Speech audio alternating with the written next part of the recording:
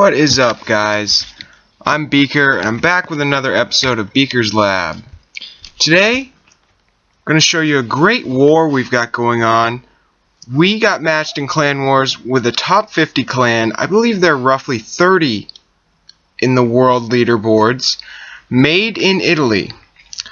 They are, most of them are almost maxed, walls included. Some of their lower guys aren't, but great clan. They seem to be very good at cup hunting, and we are going up against them now and doing quite well. As you can see, for the amount of attacks, we've each done 42, but we're a little bit ahead. We're ahead by 6 stars right now. We have been ahead as much as 12.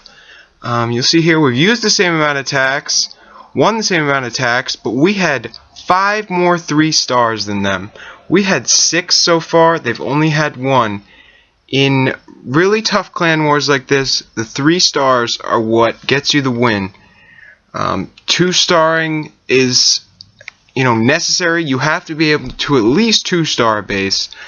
But the 3 stars in the end are what puts the winning clan over.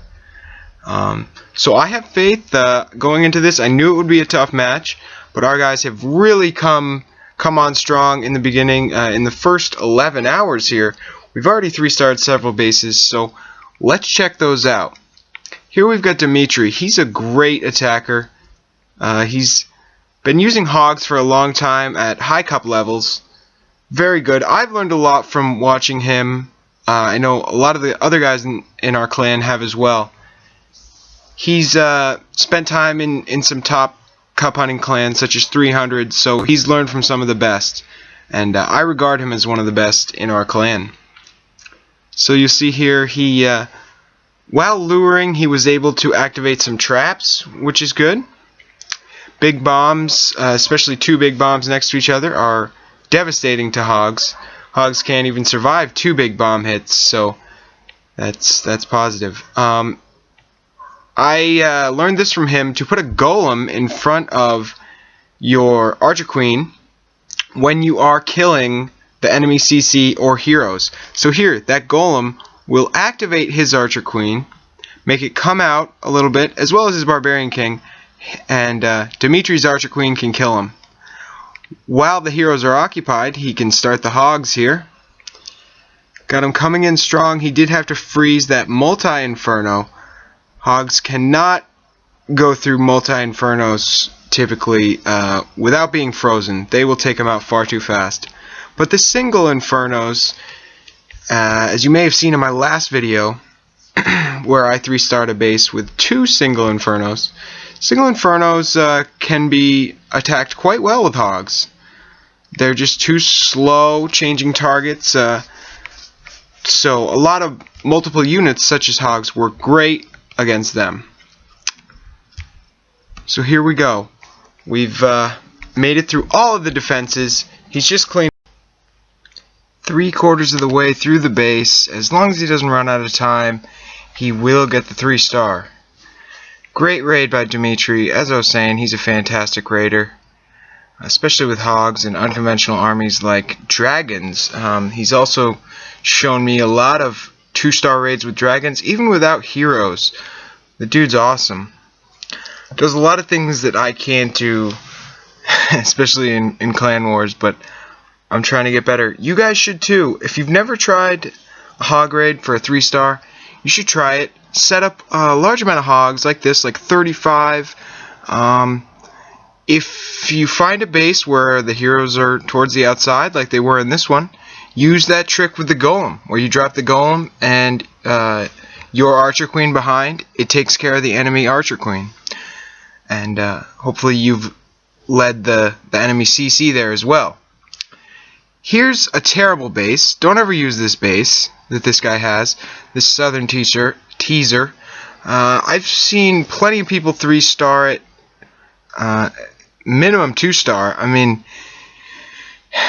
if you went from the bottom, it would be very hard. You'd get caught up in a lot of traps and defenses, and yeah, you'd probably lose. But you go from the top like this, it's a pretty sure bet with gowipe such as this, or a gowiwi hybrid with P.E.K.K.A.s, it's a pretty sure bet that you're going to get at least 2 stars. So here, he dropped the jump early. All his troops are going to focus down to where that bunch of walls was at the peak.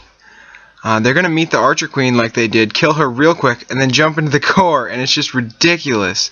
He froze all the Infernos real easily. None of his troops really got touched by those. He threw a heal spell down here at the bottom, which I think is real cool. P.E.K.K.A.s, wizards, anything with decent health like that is gonna respond well to a heal spell. If they don't get one-shotted by anything, then heal spell's good to use with them. You don't see people use heal spells with gowipe a lot, but that was well placed there. So once you get into this area, there's no more walls to break really.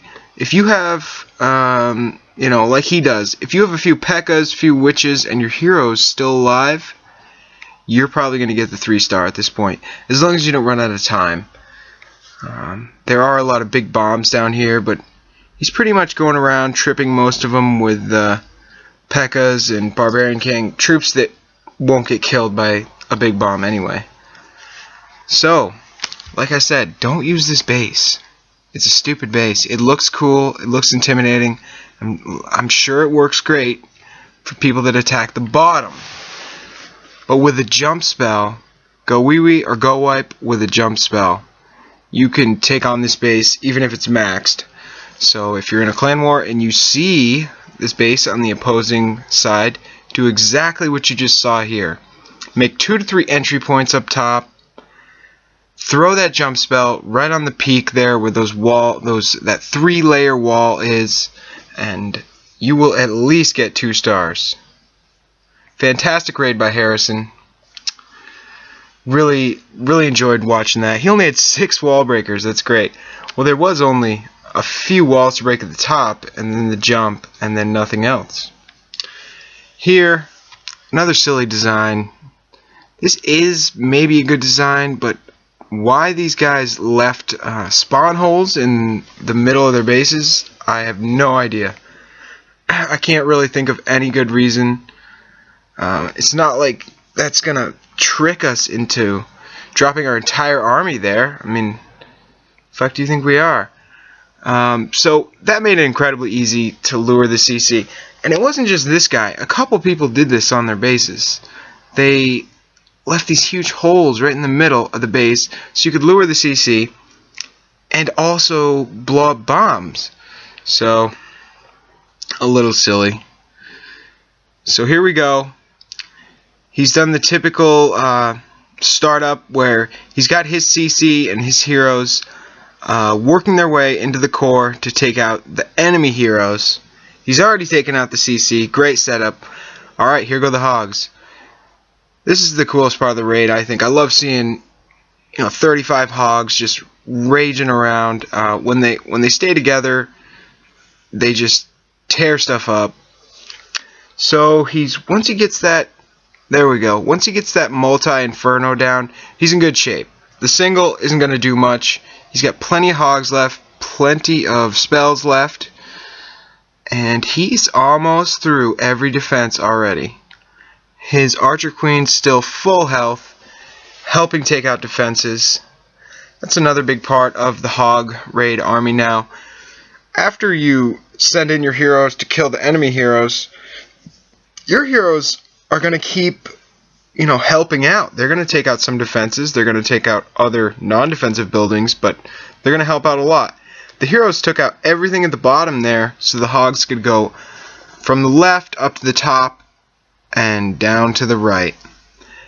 Now it's just clean up. Another amazing hog raid. He's not going to run out of time. He's going to get this easy. Really great to see all these hog raids. A lot of people were worried in my clan that we weren't going to be able to use hogs anymore.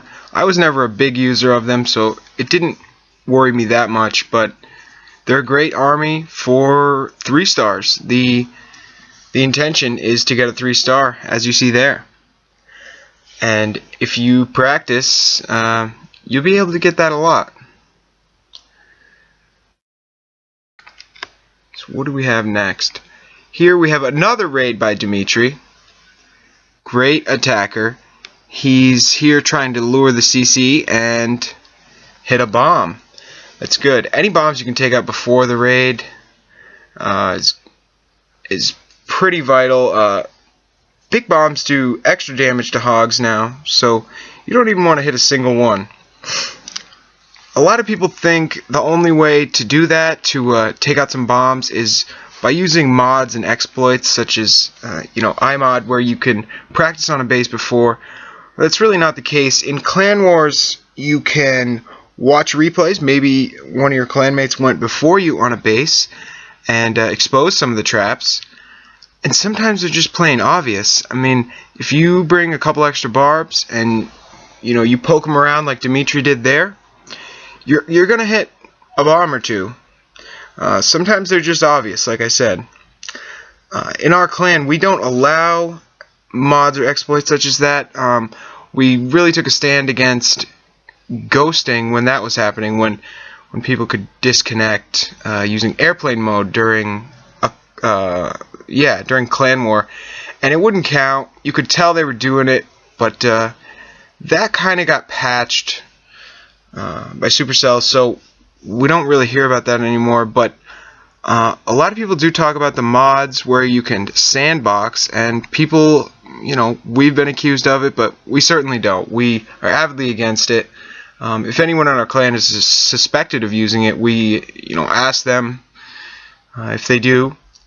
And if they say they do, we say, that's your warning, or kick them right there, depending on if they're if they're a good prospect for a member, if we believe they will play by the rules from there on out. And I think everyone should try to get behind that. A lot of top clans may use these exploits, but not everyone has to. You can get very far in this game just playing honestly. So there we go. Dimitri, another 3-star. Awesome raid. So this is about the first 12 hours of our clan war with Made in Italy. I will upload a video of the final 12 hours and the results tomorrow. Thanks for watching, guys.